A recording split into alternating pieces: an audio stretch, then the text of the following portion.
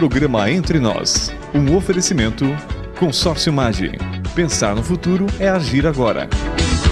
Marel. Ambientes que inspiram. E Bela Casa.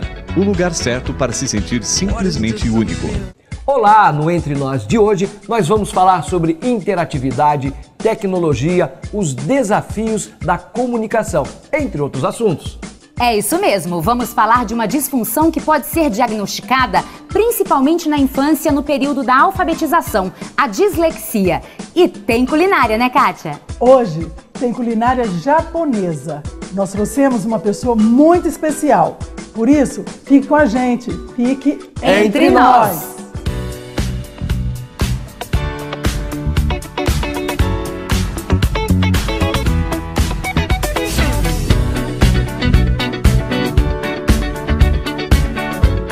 Olá, o Entre Nós está começando e hoje ele é feito exclusivamente para você que adora a culinária japonesa. Nós vamos aqui, né, Kátia, junto com a minha amiga Jaque Watanabe, Jaqueline, mas como é nossa amiga, é a Jaque mesmo. Ela vai falar um pouquinho dessa culinária e vai falar também um pouco da cultura. Tudo bem, Jaque? Tudo bem. Seja bem-vinda ao nosso programa. Gostou da ajudante de hoje? Nossa, primeiro que ela é linda, né? Linda de viver. Vai fazer uma comida muito especial. A Jaque trouxe, ela vai mostrar para vocês como é a culinária original japonesa. Jaque, você vai começar pelo arroz. Eu quero que você explique como é feito o arroz. O arroz do sushi, que é o mesmo do temaki, ele tem que ser o arroz japonês. Você encontra em qualquer mercado, é bem facinho de achar. Você coloca, se for uma xícara de arroz, coloca 2 xícaras de água. É sempre o dobro da quantidade. E pode fazer tanto na panela elétrica quanto no fogão. Isso. Aí cozinha como se fosse o arroz normal, só que com mais água. Então, eu gostaria que você repetisse até a quantidade para o pessoal de casa anotar, já que a gente começou dando os ingredientes aí, a medida certinha para o arroz. Então, seria... 1 xícara de arroz, 2 xícaras de água. Anotou? Isso. 1 de arroz, 2 de água. Não se preocupe que depois está tudo no site lá, em tvr23.com.br. E por que nós convidamos a Jaque para participar do Entre Nós? É que recentemente ela esteve no Japão, foi lá fazer cursos, né, Jaque? Como é que foi? É uma experiência incrível. O pessoal, a cultura que você ganha é totalmente diferente da nossa, né? A educação, principalmente, deles é diferente. E tudo encanta, a arquitetura encanta, a culinária principalmente, porque é uma culinária muito visual. Você vê que não tem muito tempero, então ela ganha pelos olhos mesmo. E você falou na questão de educação, o que você percebeu de diferente lá? Dá um exemplo pra gente. O mais impactante é o lixo. Não existe lixeira na rua e também não existe lixo na rua. Cada um é responsável pelo seu próprio lixo. Então eles andam com a sacolinha com lixo na bolsa. Exemplo que a gente viu aqui durante a Copa. Eles limparam os estádios quando, né, a seleção deles jogou. Então, realmente é um povo muito educado. Vamos para a receita, então. Então, Jaque, aí depois que você faz o arroz na panela... Esse já é o arroz pronto, já. Isso. Depois que você faz ou na panela elétrica ou na panela comum, o que mais a gente faz pro arroz? A gente tem que temperar o arroz, porque esse daqui é o gohan, que a gente chama, que é o arroz sem tempero. Então, para preparar esse tempero para o sushi, você coloca a quantidade de vinagre de arroz e o saquê.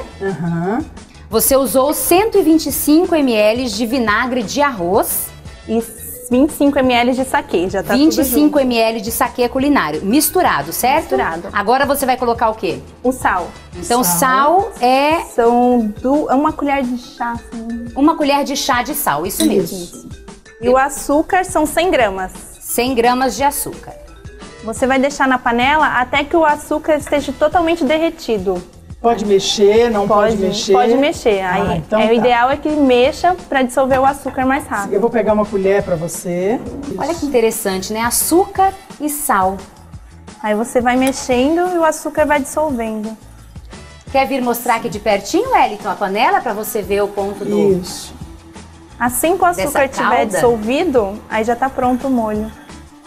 Isso aqui tempero. Você coloca no arroz já cozido. Já cozido. E Frio ou quente? Tem que ser frio. Você desliga o fogo, espera uns 20 minutinhos, aí já pode colocar esse tempero em cima. Aí você espera esfriar isso aqui ou você... Geralmente a gente espera ele esfriar, ficar mais morninho. O arroz fica pronto em quantos minutos, Jaque? Na panela elétrica, 15 minutos e no fogão, 40 minutos. Perfeito. Certo. Agora a gente deixou esfriar o tempero e vai colocar no arroz já cozido. Para colocar, você espalha ele em cima da colher, assim. É mais uma técnica, né, Jaque? Isso. É uma técnica. Isso você aprendeu lá? Aprendi.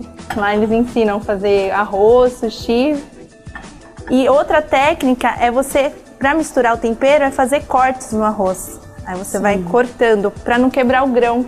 Pra na hora de comer o sushi não ficar aquela coisa prensada. Entendi. Aí você vai fazendo cortes na diagonal. Isso depois que você jogou o tempero e faz o corte. Isso. Agora, pra gente explicar para quem está em casa, nós vamos usar esse arroz que é a base para fazer o temaki. O temaki, mas é o mesmo que faz o sushi, o nigiri. Todo esse é a base dos outros pratos japoneses. Perfeito. Certo. E agora a gente vai fazer um recheio para o temaki. A gente vai fazer com o shimeji, que é uma opção também que pode ser vegetariana, que foge um pouquinho do salmão, que é o básico. Certo. Primeiro a gente coloca 2 colheres de manteiga. Certo. Tem que ser manteiga, não margarina, por causa do sabor. Tá vendo, a diretora? Kátia tá dando vendo, pulos diretora? agora. Quando eu peço manteiga boa, né? Olha aí, até na comida japonesa, viu? É isso aí. Aí você manteiga deixa boa. derreter um pouquinho a manteiga e já pode colocar o shimeji. Aqui Tá são certo. esse é o shiitake, desculpa. Também dá pra fazer com shimeji, que é outro tipo de cogumelo. Qual é a diferença entre os dois, Jaque?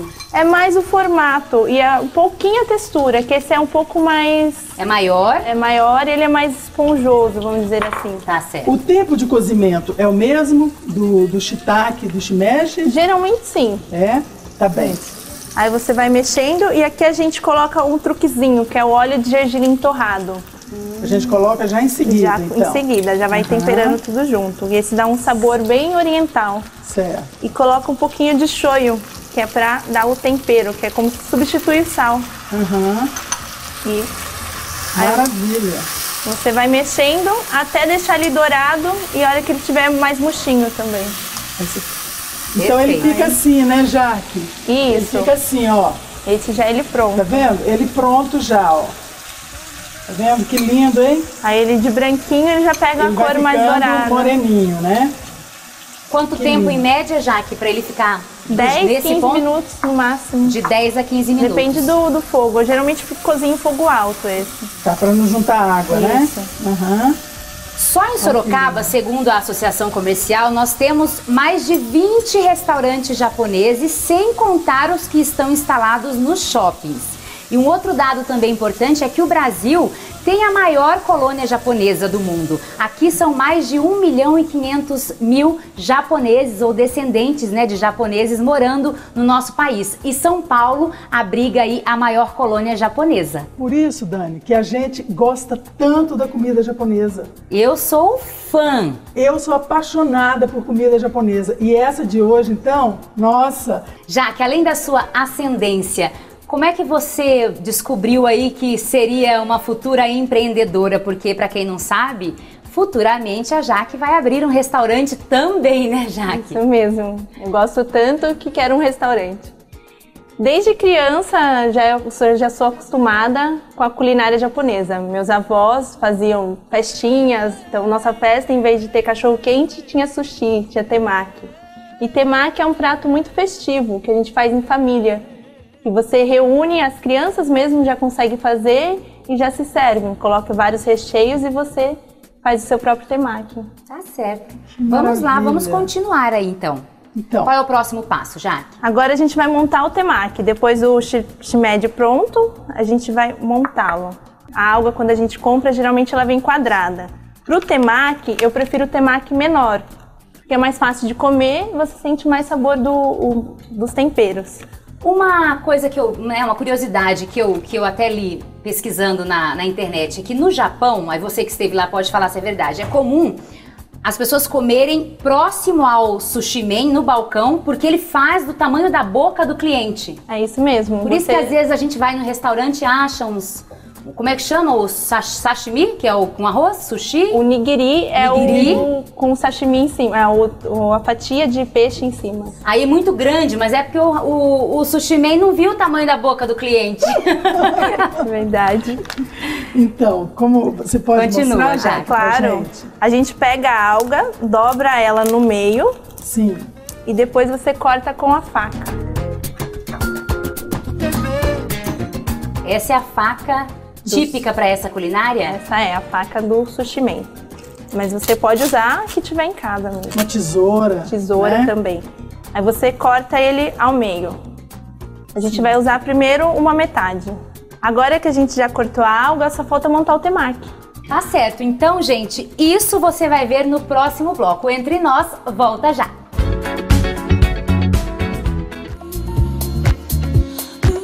Bela Casa, uma boutique completa de revestimentos que reúne todos os estilos, contando com marcas de renome nacional e internacional, o que permite a criação de ambientes exclusivos e personalizados.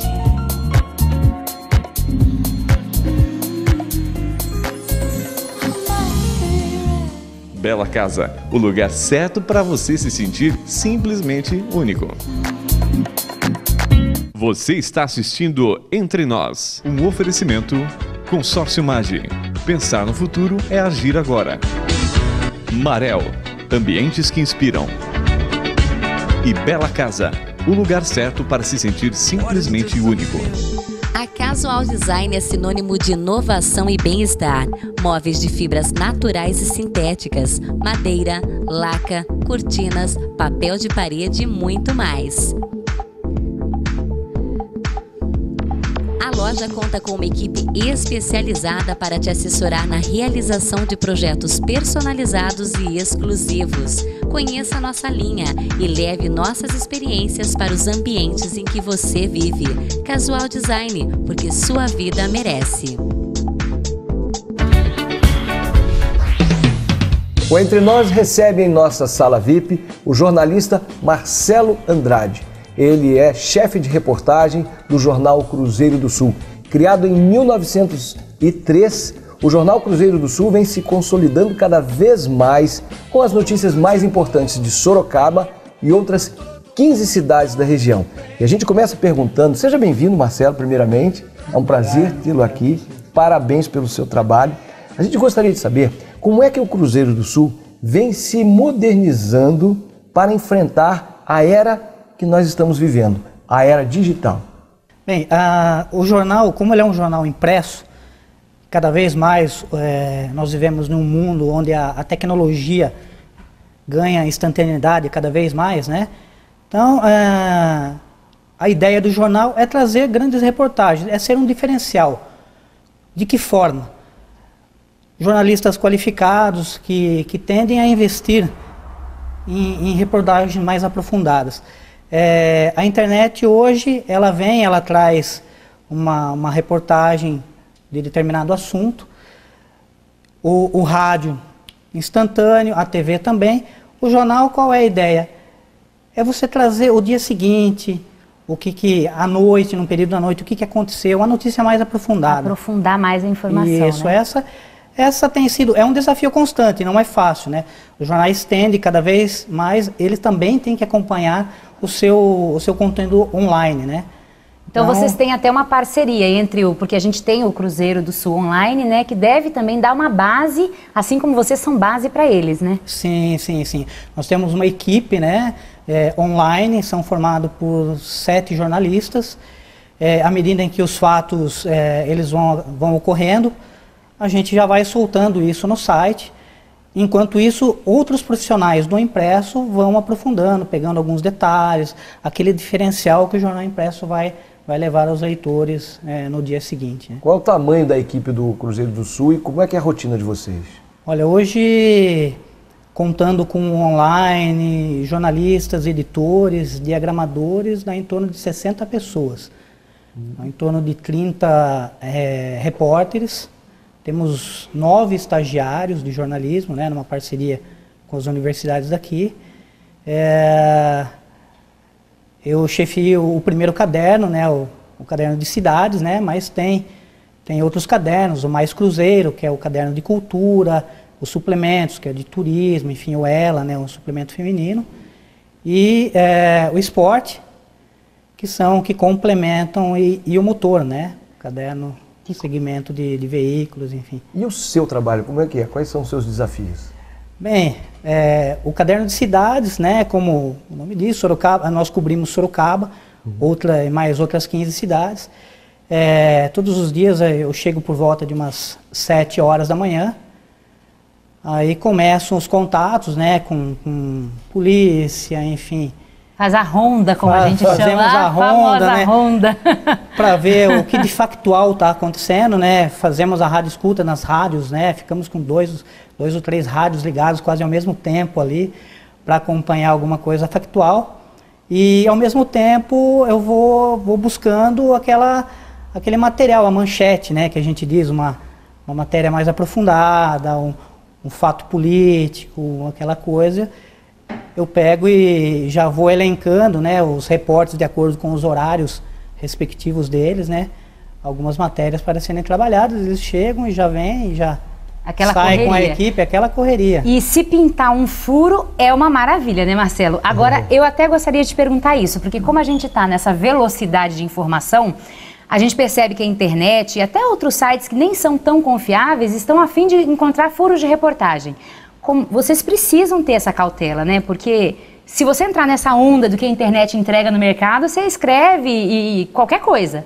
Como é que é a orientação que você dá para os seus colegas de trabalho, os profissionais que estão ligados aí diretamente a você? A orientação é sempre checar antes. Então, às vezes a gente opta por ser furado por alguns minutos ou alguns segundos, porque, na verdade, é questão apenas de checar, mas isso é fato e existe realmente, né? A questão do furo, né? De dar primeiro aquela notícia, né? O que nós levamos em conta? Para nós, o furo, ele não é o principal. O principal é levar a notícia, quanto mais com qualidade.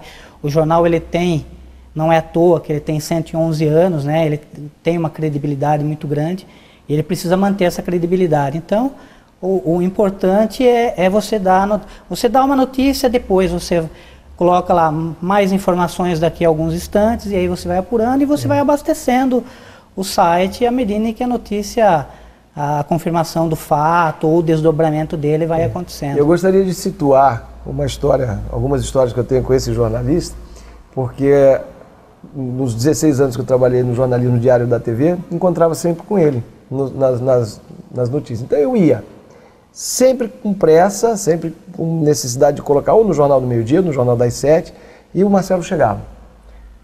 Ele é pequenininho, discreto, fala mansa, e aí ele ficava ali, e a gente fazia a reportagem. E ele ia conversando, então, o que acontecia?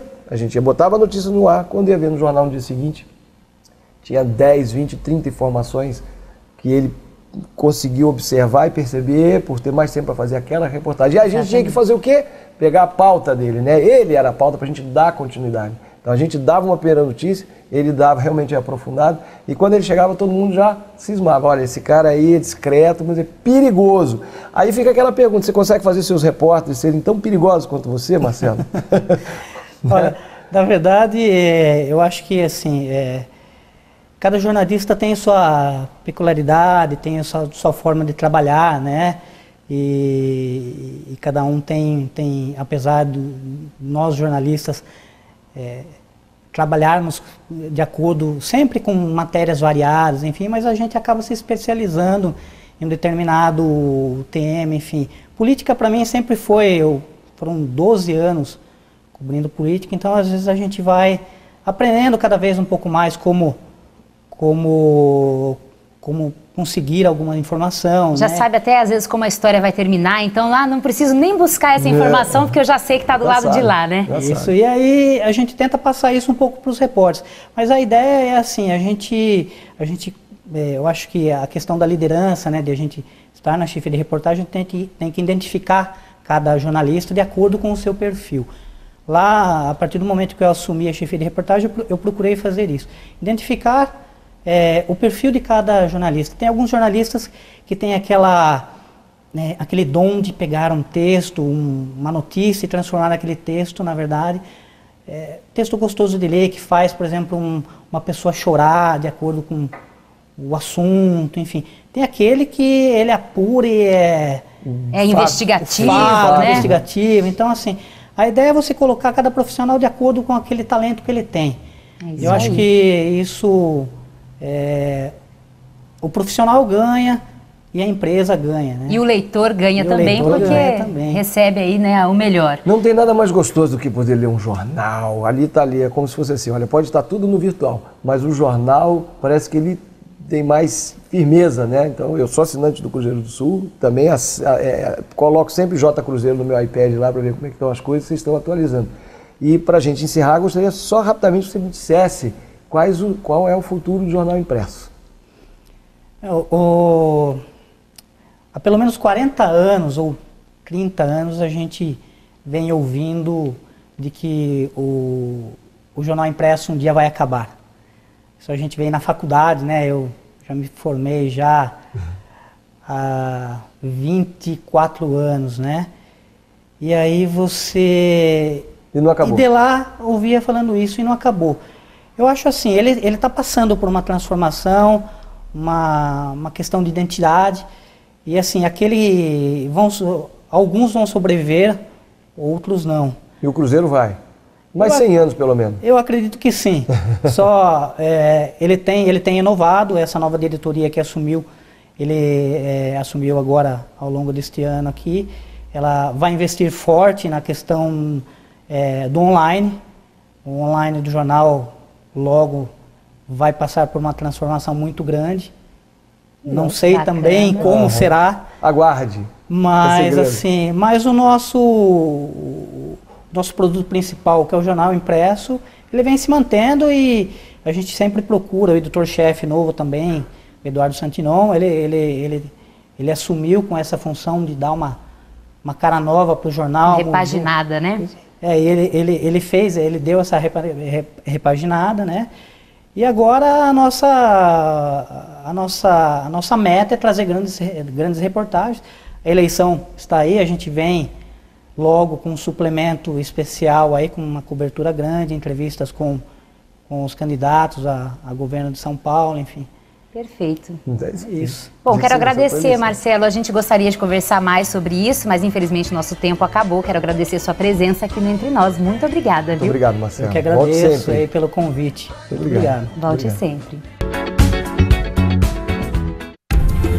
Inovar e surpreender. Esses são os objetivos da Marel ao lançar a ousada e moderna coleção 2014, destinada à casa toda e a ambientes corporativos. Em nossa loja, você será atendido por arquitetos e designers especializados em desenvolver e personalizar projetos que tornem o seu espaço único, como você. Assim, o seu dia a dia fica ainda mais especial e repleto de bom gosto. Marel, ambientes que inspiram. Rua João Wagner Vey, 860, telefone 15 3033 0875. A TVR apoia nosso projeto Adotei, porque amigo não se compra. Participe você também, adote um animal abandonado. Você está assistindo Entre Nós, um oferecimento Consórcio Mage. Pensar no futuro é agir agora. Marel, ambientes que inspiram. E Bela Casa, o lugar certo para se sentir simplesmente único. A Publifix é uma empresa de comunicação visual que oferece soluções completas de impressão digital com destaque às lonas em alta definição e aplicações nos mais variados formatos de produtos comercializados.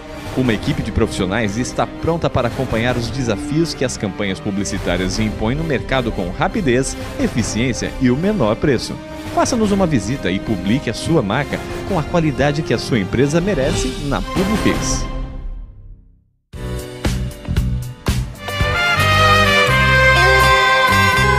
Estamos de volta e agora vamos terminar o temaki, certo, Jaque? Certo. A gente pega a alga que já está cortada ao meio. Você viu como ela cortou a alga no primeiro bloco do programa. Isso mesmo. Agora a gente vai montar o temaki. Pega a metade da alga. Um truque, o arroz ele é bem grudado. É o famoso unidos venceremos. Só que Então- esse pode, viu, gente? Porque esse é o arroz japonês. Esse é o próprio. A gente molha um pouquinho a mão, bem leve, não pode encharcar. Deixa eu te perguntar uma coisa. Tem um lado certo para colocar? Sim. O lado brilhante, você vai passar a mão, ele é mais liso, ele tem que ficar para baixo. Certo. E aí a gente pega o arroz, pega o tanto de uma mão fechada, mais ou menos assim. Certo. Aí você coloca em 1/3 da alga, você divide mais ou menos em 3 e vai colocando. Não pode apertar o arroz para não grudar o grão e ele não ficar aquele sushi prensado. Essa não é a ideia. Aí você vai espalhando delicado. Espalhou. E agora a gente passa o recheio. Esse daqui é o shiitake com o tofu defumado. Então você pega como se fosse uma colher de chá de tofu e o recheio ele vai na diagonal. Você passa ele na diagonal para que ele fique no meio quando a gente finalizar. Já que o tofu é fácil de encontrar, eu tenho que fazer em casa. O tofu, esse defumado, eu acho melhor comprar pronto. Ele vende em supermercados, também você já encontra. Certo. E você pode também fazer com o tofu fresco, mas aí esse é mais saboroso. Certo. Se você tá dizendo, eu acredito. Eu também. De shiitake, a gente coloca mais ou menos 1 colher de sopa. E aí a gente coloca também na diagonal.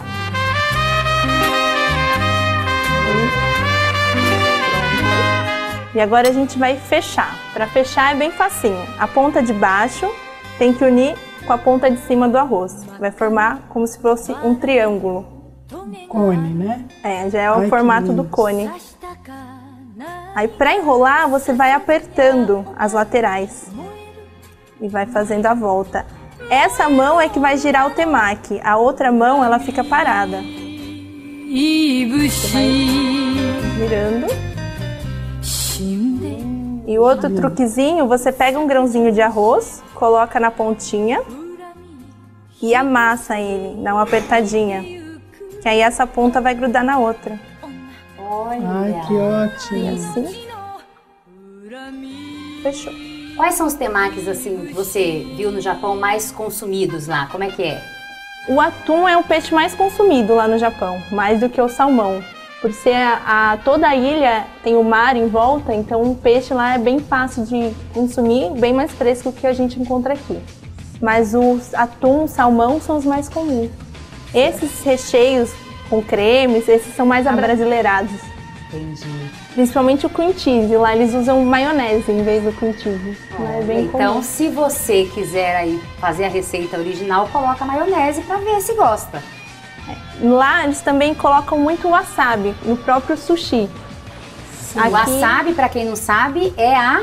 É a raiz forte. A gente chama também de pimenta verde para os leigos.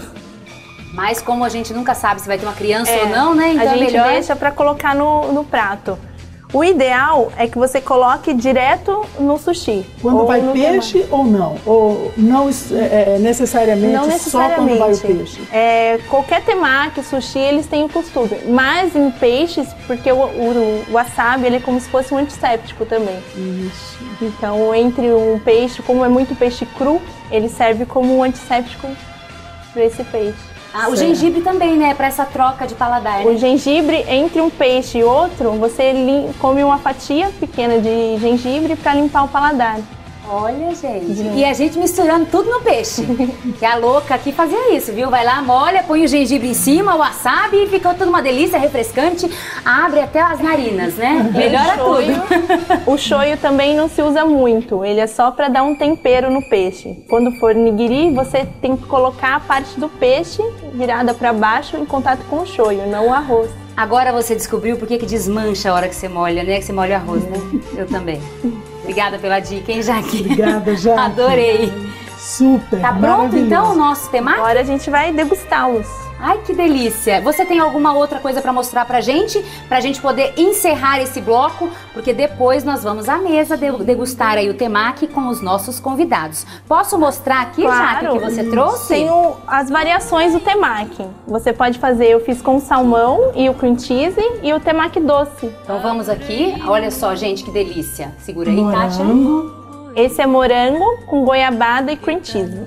É bem brasileiro, né? Bem brasileiro. Esse é bem brasileiro mesmo. Que delícia. E esse aqui nós temos O shimeji também com que ela tofu. acabou de fazer. E esse é o salmão com cream cheese, que é o... Lá eles usam a maionese no lugar de E cream cheese. o tempero verde, a cebolinha, sabe, que eles colocam aqui? Esse é mais abrasileirado. A cebolinha, que a gente chama de nirá, que é o japonês, ele vai mais em misoshiro, em tofu. Misoshiro é o quê? É a sopa com a pasta de soja. Prazer, Dani. Bem Deliciosa saborosa, também, nutritiva. Jaque, olha, adorei, vou esperar você pra depois degustar com a gente, Com tá bom? certeza. Muito obrigada, sucesso no seu futuro Obrigada. empreendimento. Parabéns. Essa menina será uma grande empreendedora, tá aí correndo atrás do sonho dela. A gente te deseja tudo de bom. Obrigada. Sorte. E que você volte mais vezes Com aqui. certeza, virei para anunciar o restaurante. É isso aí, muito obrigada, Tá bem. Jaque. Parabéns. Bom, agora eu vou aproveitar que você está nos assistindo para saber se você curtiu aquela promoção do cinema. Quem curtiu, ganhou. Dá uma olhadinha aí no nosso vencedor. A TVR e o Grupo Cinépolis lançaram a promoção TVR Te Leva ao Cinema. Para participar, basta curtir a promoção na página da TVR, compartilhar com seus amigos e você estará concorrendo a um par de ingressos para curtir o filme de sua preferência no Cinépolis do Shopping Iguatemi Esplanada. E os ganhadores desse mês são Taizami Toledo, Tutuba Maia, Renata Vidal, Rafael Andrioli e Caroline Tenor. Parabéns! Basta chegar na bilheteria, retirar os seus ingressos e curtir o filme de sua preferência. Essa é mais uma promoção da TVR. Continuem participando e boa sorte! Parabéns aos vencedores aí do sorteio e não fique de fora. É muito fácil participar, é só curtir lá na nossa página no Facebook, entra no nosso site tvr23.com.br, que lá você vai ter o link, o acesso para o Facebook. No Facebook a gente tem a notícia lá do sorteio dos ingressos, essa parceria da TVR com o grupo Cinépolis, né? O cinema do Esplanada Shopping Iguatemi. Então é muito fácil, você curte essa promoção, compartilha e já está participando do sorteio. Boa sorte para você que começa agora, hein? O Entre Nós Agora vai conversar com duas especialistas sobre um distúrbio de aprendizagem muito comum a partir dos 5 anos de idade, a fase da alfabetização. Estamos falando da dislexia. Esse transtorno compromete a capacidade de aprendizado na leitura, na escrita, na compreensão de textos e também nos cálculos aritméticos. Mas, apesar disso, já é comprovado que os disléxicos são pessoas muito inteligentes, muito criativas, com um grande senso artístico. Eu pergunto para a Catarina Vitorino, seja bem-vinda primeiramente, e também para a Valquíria Ramires. Catarina, fonoaudióloga, e para a Valquíria Ramires. Como é Psicóloga, né? E psicóloga. Como é que a gente diagnostica a dislexia? Bom, a dislexia ela é diagnosticada por uma equipe. Não tem como dizer que só o psicólogo, só o fonoaudiólogo pode dar o diagnóstico. Então, essa criança precisa passar por uma bateria de exames e de avaliações. Vai passar pela fono, vai passar pelo psicólogo, vai passar pelo pedagogo, pelo neuropsicólogo, pelo neurologista, oftalmologista muitas vezes, otorrino também é importante, porque a gente precisa descartar qualquer outra comorbidade, seja visual, seja auditiva, neurológica, para que esse diagnóstico da dislexia possa ser dado. Quais são os sintomas mais comuns?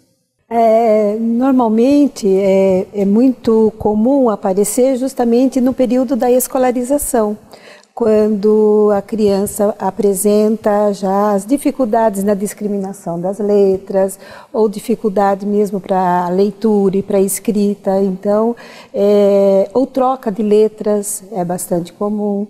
E é muito importante, né, que a gente possa lembrar que não só a dificuldade em si, mas as consequências que essas dificuldades acabam apresentando. A criança, muitas vezes, ela começa a se perceber ou causar algumas situações de constrangimento devido à dificuldade, e esse aspecto emocional é que precisa ser bastante cuidado nesse sentido. Exatamente porque aí a criança começa a ter atraso, ela fica fora dos padrões de aprendizado e ela começa a ficar triste, talvez, né? Eu gostaria de entender o que é que a criança com dislexia percebe do mundo? Como é que ela vê as letras? Como é que ela vê o que está no quadro negro? Dá para entender como é que ela vê o mundo? Na verdade, existem algumas definições de como essas crianças enxergam, ou o adulto ou adolescente disléxico enxerga. Eles aprendem de uma forma diferente. Então, a dislexia é olhar o mundo de uma forma diferente. Então, enquanto nós lemos, e para nós é tão simples, e isso fica de uma maneira tão fácil, para eles não. Então, existem algumas definições dizendo, os disléxicos, quando vão ler, apresentam na frente as letras balançam, elas dançam, elas não conseguem focalizar isso e entender o que estão lendo. E também existe a questão de que tudo isso vai comprometer como ela vai entender essa leitura. Então, quando a gente aprende a ler e escrever, nós aprendemos pela via fonológica. O que é isso? Pela via dos sons. Então, eu aprendo a falar primeiro. A criança em desenvolvimento, ela aprende a falar, tem toda a linguagem, todo o pensamento sendo elaborado. Quando chega na parte da alfabetização, ela vai ter que o quê? Achar esses signos. São letras. E daí elas vão fazer essas relações entre letras e sons. Essa dificuldade de decodificação acontece na dislexia. Quer dizer, eu falo banana, B-A. Aí ela entende banana, fala, quando ela olha o B, duas barriguinhas aqui, aquelas duas bolinhas, aquilo ali para ela não existe. Existe de uma outra maneira. Existe de uma outra maneira, existe. Mas para ela decodificar isso, precisa ser treinado. Então, agora, como é que eu posso diferenciar a dificuldade de aprender que todos nós temos ao longo da vida, né? Aprender é sempre muito difícil, com a dislexia? O diagnóstico, justamente, é preciso ser bastante cuidado, né? No sentido de outras dificuldades ou aquelas que realmente são esperadas não serem confundidas com a dislexia. E eu gostaria, né, de lembrar que atualmente a medicação está sendo muito utilizada não só para dislexia, mas também para outros transtornos, como, por exemplo, o mais revisto e o mais falado e hoje o que mais se comenta e se observa nas clínicas, que é o de déficit de atenção e hiperatividade, que muitas vezes o disléxico também apresenta. E não é a mesma coisa, né? E não é a mesma coisa, né? Então, é muito comum que se tenha algumas dificuldades que são esperadas. O que não pode se esquecer é da subjetividade desta criança, que contexto ela vive, quais são as contribuições que o ambiente também pode causar, e aí a gente entender, é um distúrbio de aprendizagem ou é uma dificuldade de aprendizagem que vai ser superada, ou é factual, ou é momentânea, né, numa fase da vida. Por isso que contextualizar os diagnósticos é muitíssimo importante. Então, até existe uma estimativa que 48% dos casos de dislexia são realmente puros. Os outros, 50 e poucos por cento, eles estão sempre com uma comorbidade relacionada. Então, um déficit de atenção, hiperatividade, ou mesmo TDAH junto, né, hiperatividade e o déficit de atenção, mas também a depressão, né, a questão da ansiedade, a questão também os disléxicos podem ter umas questões de incoordenação motora, de percepção de corpo, que é bem importante também. Então, essas coisas também podem estar associadas. Por isso, o diagnóstico, como a Valquíria falou, é importante. Quando chega para uma equipe e isso é feito de uma forma bem clara, bem objetiva, temos como dizer, poxa, essa criança realmente é disléxica, então vamos trabalhar dessa maneira com essa criança. Não, essa criança está com um atraso, ela não está conseguindo perceber, mas se nós formos para essa linha de trabalho, ela vai ser recompensada. E a questão dessa frustração emocional é muito importante, né? E acontece muito com as crianças. Eu gostaria de fazer um comentário sobre um filme maravilhoso que eu assisti, chamado Como Estrelas na Terra, que tem um nome diferente também, são dois nomes. Somos todos diferentes. São dois nomes do mesmo filme, um filme indiano que dura quase 2h30. E aquela criança do filme, que é identificada pelo professor como disléxica, ela é extremamente talentosa, ela pintava o quarto dela todo. Então, quando fizeram um concurso de pintura, aquela criança venceu o concurso, porque a habilidade dela era a arte.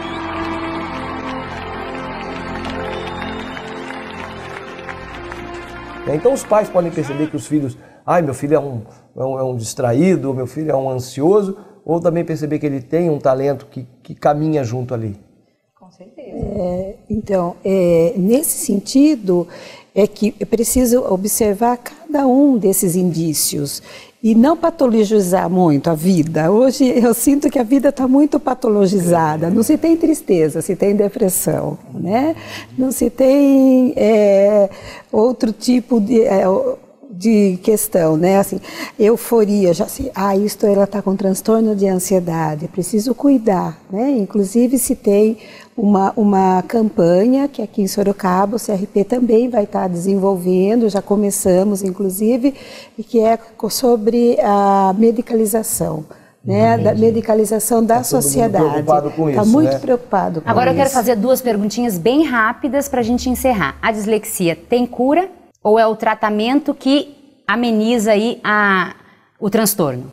Quando se fala de cura, se pensa em doença, né? Ou fazendo o contraponto. E na verdade a dislexia não é uma doença, ela é um transtorno. Alguns estudiosos consideram a dislexia como uma síndrome, porque é um conjunto de sintomas. Então, nós podemos pensar assim que existem formas de intervir, de amenizar, mas não nessa perspectiva de cura ou doença. Tá certo. Bom, de acordo com a Associação Brasileira de Dislexia, nós temos aí entre 0,5% a 17% da população mundial com esse transtorno, né? Pessoas que sofrem desse transtorno. E em cada 10 alunos em sala de aula, pelo menos 2 apresentam aí algum grau de dificuldade que pode estar dentro aí do diagnóstico da dislexia. É isso, né, doutora? É isso, sim. Com certeza. Tá bom, então. Eu quero lembrar, César, que a gente falou da criatividade, eu anotei alguns nomes famosos aqui pra gente terminar, para você ver que não é um problema realmente. Ó, a escritora Agatha Christie, né, aqueles livros de policiais. Escrevia, tinha dislexia, normalmente ela gravava os textos e alguém escrevia para ela, por causa da dificuldade. O mais conhecido disléxico é o Tom Cruise, assumidamente disléxico. Nós temos também o gênio da física, Albert Einstein. Quer dizer, olha, não se preocupe, procure aí o tratamento adequado. Você que é pai, a criança está apresentando problema, procure aí o seu pediatra e ele provavelmente vai encaminhar para outros profissionais e a escola também faz esse papel. Gente, eu quero agradecer a presença de vocês no nosso programa. Eu que agradeço. Muito obrigada. Então vamos fazer um intervalo rapidinho e a gente volta já já. A Casual Design é sinônimo de inovação e bem-estar. Móveis de fibras naturais e sintéticas, madeira, laca, cortinas, papel de parede e muito mais. A loja conta com uma equipe especializada para te assessorar na realização de projetos personalizados e exclusivos. Conheça a nossa linha e leve nossas experiências para os ambientes em que você vive. Casual Design, porque sua vida merece. Você está assistindo Entre Nós, um oferecimento Consórcio Mage. Pensar no futuro é agir agora. Marel, ambientes que inspiram. E Bela Casa, o lugar certo para se sentir simplesmente único. Bela Casa, uma boutique completa de revestimentos que reúne todos os estilos, contando com marcas de renome nacional e internacional, o que permite a criação de ambientes exclusivos e personalizados.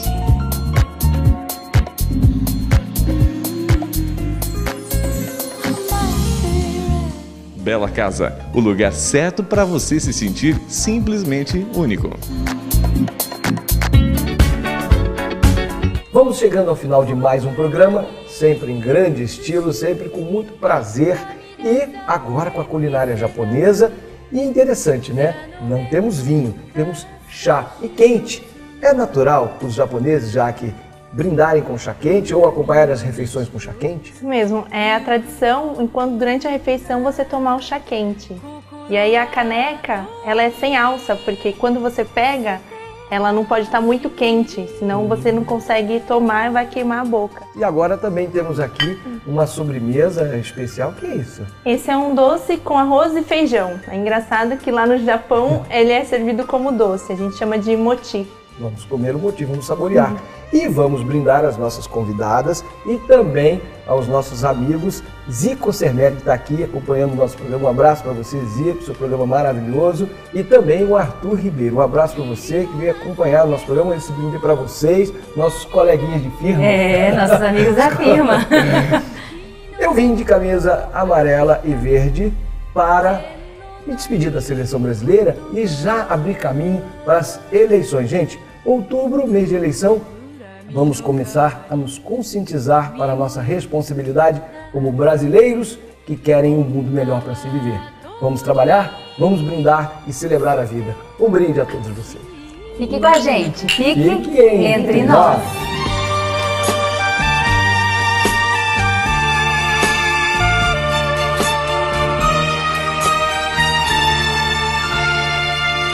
Você assistiu Entre Nós, um oferecimento Consórcio Mage. Pensar no futuro é agir agora. Marel, ambientes que inspiram. E Bela Casa, o lugar certo para se sentir simplesmente único.